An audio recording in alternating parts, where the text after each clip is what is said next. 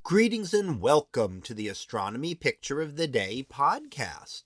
Today's picture is titled Shapley 1, an annular planetary nebula.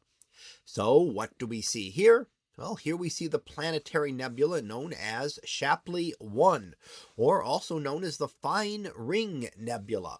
So there's another ring nebula, planetary nebula, that we often see as well. And a planetary nebula, and in this case, is something much like our own sun will do at the end of its life.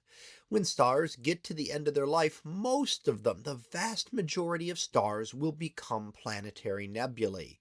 We often see supernovae, which is the result of the very massive stars, but those are relatively rare by comparison to stars like our own sun or even smaller stars.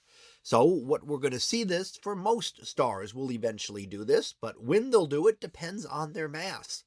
So for a star like our sun, it goes through its life in about 10 billion years. So it would take a long time for this to occur. And right now, the sun's about halfway through its life, so we've got another 5 or 6 billion years before our sun gets to this stage. For a slightly more massive star, that would go a little faster, and for a less massive star, it would take even longer.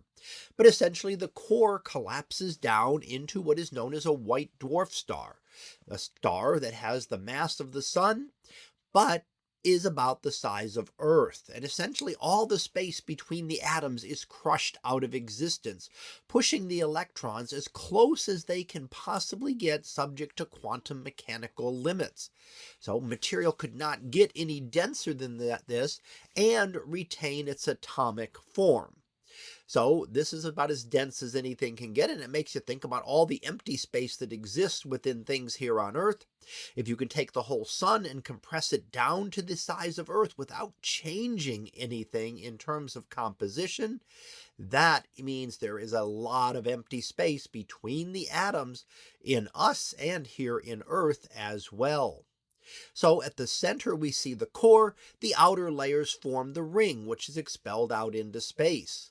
Now the core here is actually two stars. One is the white dwarf star, which is the remnant left behind, the compact star we mentioned, and the other star there as well. The two are orbiting each other.